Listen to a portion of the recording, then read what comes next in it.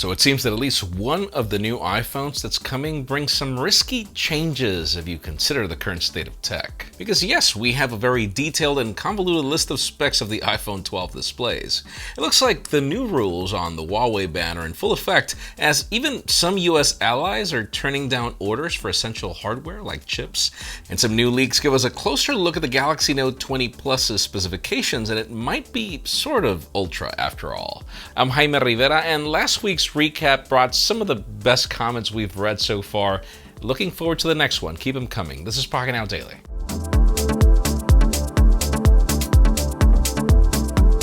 You know, for as much as Diego makes fun of me during the edits, you guys should read the script. Deals. We have some deals that start the week off. They're actually not Apple deals. Like, how many times do you want me to repeat deals, dude? Anyways, let's start off with Amazon that has the Galaxy S20 and S20 Plus for $200 off. This means you can get the S20 Plus for $999 if you consider the 128GB variant, and you can also get the 512GB variant for $1150. B&H has the 128GB OnePlus 6T for $250 off, leaving it at $300 shipped. We've got some more deals on Motorola phones, Samsung TVs, and tablets, and others in the links in the description. Now, a company that's been on a roll lately with announcements is MediaTek. We've seen how the company continues to diversify their Dimensity line and other chips that pretty much bring a new spin to the offerings that we currently have for 5G. Today, the company is updating their Dimensity line with their new 820 SoC, which is aimed at premium user experiences that make 5G more accessible. This is an octa-core processor with 4 ARM Cortex A75 cores, clocking at 2.6 GHz, paired with a 5-core ARM Mali G57 GPU with Hyper Engine 2.0, supporting up to 120Hz displays. It is designed with sub-6 5G networks in mind for Asia, North America, and Europe, and even if we don't have details as to how soon we'll see it in phones, it should be very soon. We'll keep you posted. Now, Apple has made a lot of fanfare about their new Magic Keyboard and how it'll bring this magical new experience, pun intended, for their new iPad. The problem is when it's not so magical, up to the point where that's one of the main reasons I decided to not actually even give it a try. Apparently, this new Magic Keyboard is draining the battery out of iPad users, even if they're not using the iPad. Some users have been conducting tests and they've lost 50% after around 5 hours of content consumption without the keyboard, and lost 25% of battery while typing for 2 hours with the keyboard's backlight turned off. 9to5Mac recently conducted some polls, and 33% of people said that they've been having issues. And even if Apple hasn't really provided a statement, I've just dealt so much with the curse of the early adopter with Apple that it's the main reason why I never try their first generation products ever. And given the bulk you get with this keyboard, it makes me wonder why not just get a MacBook Air and save some money. Now, we've been covering a ton of leaks of the Samsung Galaxy Note 20, one of them being that apparently there won't be an Ultra variant available. But it seems that we will still be getting some Ultra elements. Sort of. It seems that the Galaxy Note 20 Plus will apparently bring a 4500 mAh battery, which is an increase from the Note 10 Plus's 4300, but still not as large as the S20 Ultra's 5000. The leak also says that it will bring an 108 megapixel camera, but it's not clear if it will be the identical camera sensor that we get on the S20 Ultra. So this is a really good change. Other sources also claim the Note 20 Plus won't bring the periscopic camera of the S20 Ultra, but instead the 64 megapixel hybrid zoom sensor like the one on the S20 Plus. It seems that the smaller Note 20 will reportedly bring a 4000 mAh battery as well. And for those of you that didn't know, this is one of the main reasons why you have such a substantial camera hump on the S20 Ultra. It's not really because of that large 108 megapixel sensor, but because of the large sensor used for the periscopic zoom lens. So I guess we get the best of both worlds, where we still get the 108 megapixel shooter, and then we still have a very large hybrid shooter for the telephoto. I think that would be like the perfect blend. Now, obviously, the China ban that's been extended on Huawei has brought a lot of drama, and we do know that it might even affect US companies in the long run. That's still in development.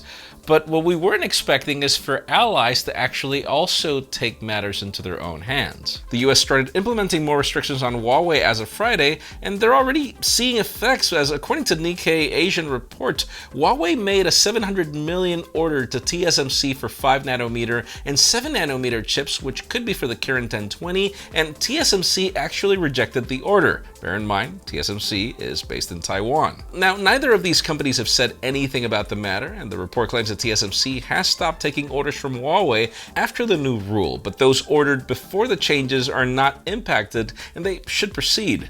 Huawei has reportedly been stockpiling these components since 2019 in case this would ever happen, and apparently it's going to happen. They're also looking into other alternatives like Qualcomm and MediaTek, but I wonder exactly how that's going to play out as the architecture is TSMC anyways, so it doesn't matter if you get a Snapdragon on a Huawei phone or a MediaTek chip, which is another Taiwanese company, on a Huawei phone. It's a little more complicated than that. And finally, the hottest news today have to do with the iPhone 12 from the same source that brought us some of the information of the Galaxy Note 20 last week. Bear with me as it gets a little technical, but it seems that Apple is going to make some really good changes that are like bravo finally, but then others that are not necessarily that. Let's start it off with the fact that the iPhone 12, bear in mind, not the Pro, will be reportedly featuring a 5.4-inch flexible OLED display from Samsung with 2340 by 1080 resolution at 475 ppi. Like, finally! Other specifications include an A14 Bionic, 4 gigs of RAM, and the starting price is $649, so all that's going well. But now let's talk about the iPhone 12 Max, which would be the 6.1-inch flexible OLED that, well, that one pretty much replaces the iPhone 11. But apparently it'll bring this flexible OLED from BOE and LG at 2532 by 1170 resolution at 460 ppi. Like, yes, finally again. Now, according to these leaks, these two iPhones will be capped at 60 Hz, which makes sense. They're not the Pros. But let's move on to those. Apparently the 12 Pro will bring a 6.1-inch OLED from Samsung at 2532 by 1170 resolution with 120 Hz refresh rate starting at $999. And then finally, the iPhone 12 Pro Max will bring a 6.68-inch display from Samsung at 2778 by 1284 resolution with 458 ppi, also at 120 Hz refresh rate, and that is priced at $1099. Like, all these changes are good, but if you think about it, the most concerning part is what's happening to the most popular iPhone, the iPhone 12 Max, which is the successor to the iPhone XR and the iPhone 11. This is Apple's best-selling iPhone, and two things are concerning. Number one, BOE, which is not proven in OLEDs, they're proven in LCDs, and then LG, which also has a terrible reputation in OLEDs with the experience of the LG V lineup in the past, also using those OLEDs for a company that's also only proven for LCDs.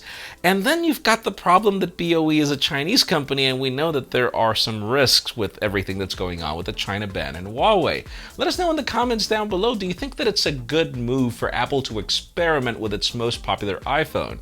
Because in my case, unless Apple is planning for the smaller iPhone 12 to be the most popular, I think that it's a huge risk the company should not go through. Other than that, my God, finally good resolution on this phone. So let us know what you think in the comments down below. Friends, again, if you want to get the news earlier, follow us on Pocketnow.com and subscribe to our channel for more videos like this one. Also follow us on social media, so our extended coverage happens on Instagram, and follow me on my personal handles to see me stay at home and still make videos. Please give this video a thumbs up if you like what you saw. I'm Jaime Rivera. Thanks so much for watching. We'll see you tomorrow.